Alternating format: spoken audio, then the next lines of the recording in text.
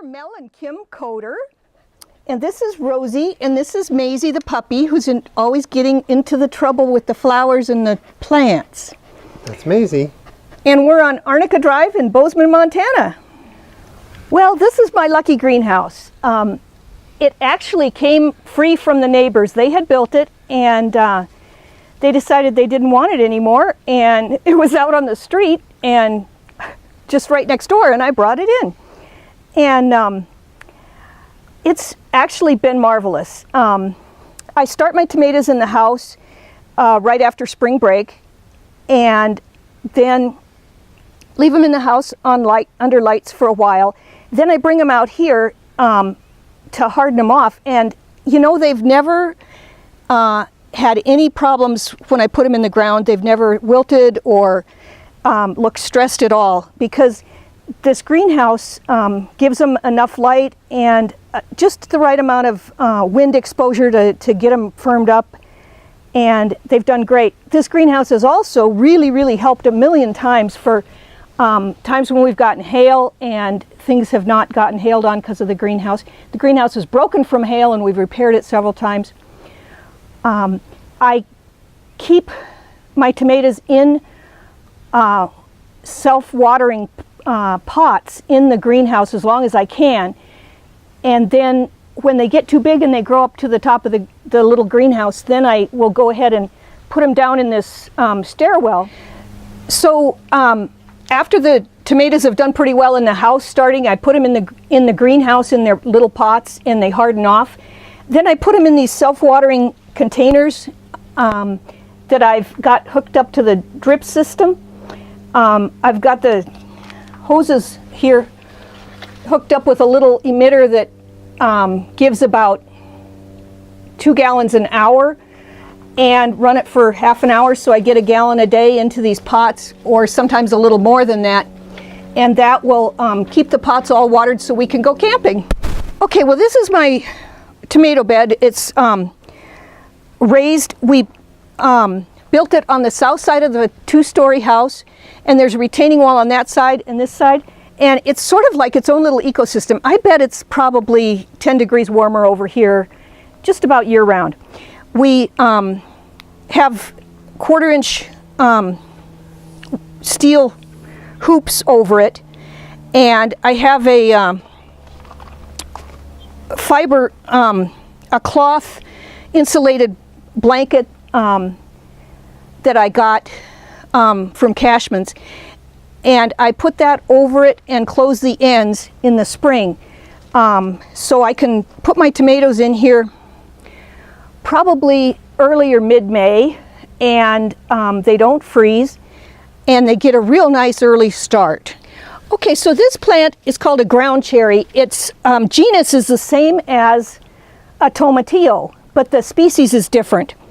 And as you can see, it has these little Japanese lantern type fruits on it, and you open up a fruit and they have a little yellow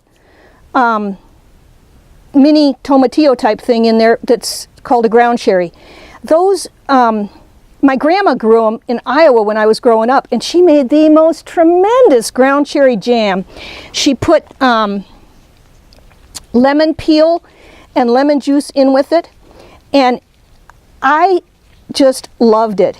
And all my adult years, I had never seen another ground cherry, and then I found one at a greenhouse a few years back, and I thought, oh my gosh, that's a ground cherry. And I bought them, and if you put some of the cherries in your compost, you'll have volunteers all over the place. So I've got ground cherries now, and I'm making ground cherry jam just like Grandma did, and it's just been tremendous. It tastes so good. Brings me back all these good sweet memories from my childhood. Scarlet runner beans. These are an amazing bean. Can you believe a bean that big is still good to eat? And it's nice and tender and very good eating. I've got a lot of those great big scarlet runner beans in here. I need to pick again. These beans are just a delight. They're an heirloom, and they really bring the hummingbirds. So they've been lots of fun with the hummingbirds coming to the scarlet runner beans. And gosh, look at this one. Look at that. It's amazing. Well, this is my show and tell. Okay, so this is one of the biggest tomatoes I ever grew, and these big ones like this, they all came off of the earth box down in the stairwell that is growing with the self-watering system. Then these little guys, these are 4th of July hybrid that are one of my favorites. In fact, there have been years that I have gotten a tomato on like about July 7th or 8th from the 4th of July bushes.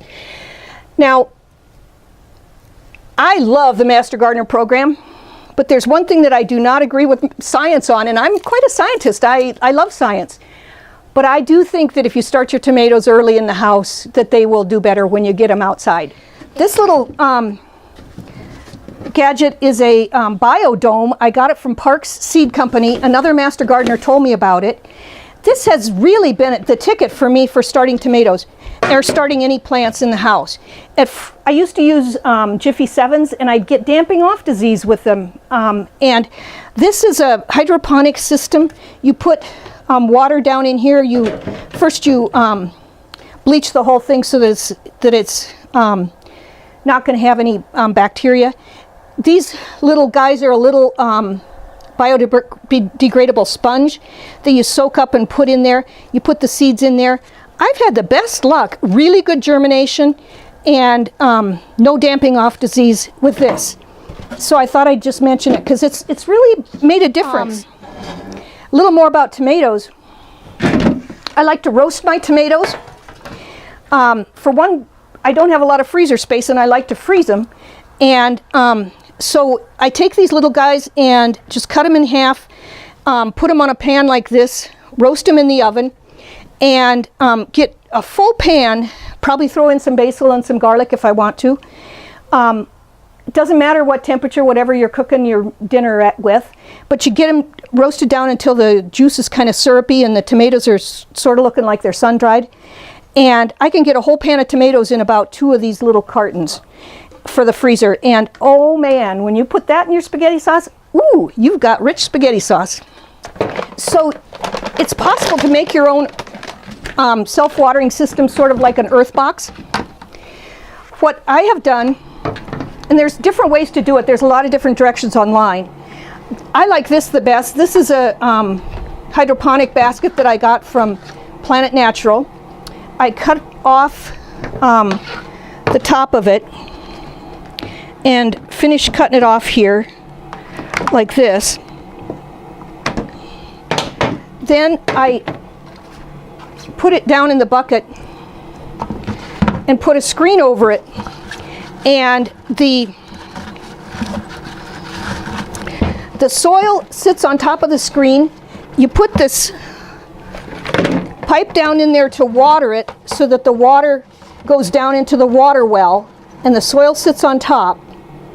But you have these little places around the edges where you do have soil down into the water, and that will wick the water up into your plant. You put a hole in the bucket on the side of the bucket that's just below the level of the soil so that the soil doesn't get waterlogged, but you've got a nice water well there so that you don't have to be running out and watering your tomatoes 3 times a day.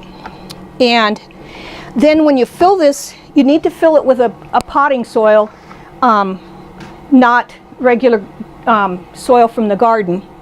And in the top inch, or the top 2 inches, you put about a cup of garden lime. That will keep your tomatoes from getting blossom end rot when they're in pots. Otherwise, the potting soil doesn't have enough calcium in it to keep your tomatoes from getting blossom end rot.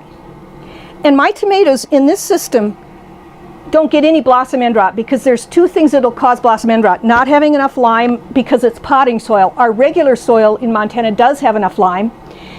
And the other thing is not having enough water all the time. And these tomatoes have water all the time, just the right amount that they need. We also put a circle around the plant of the 10-10-10 or 15-15-15, a balanced fertilizer, about a cup around this in a circle. And the plant comes up the middle. If you look online about self-watering systems, they say you need a plastic over the top, you know. I've never been able to put plastic over the top because when I put my tomatoes in here, I usually put them in early May, and they've already been growing since the end of March, and they're too big to put through any kind of a piece of plastic to cover it up, and they've worked fine without the plastic. But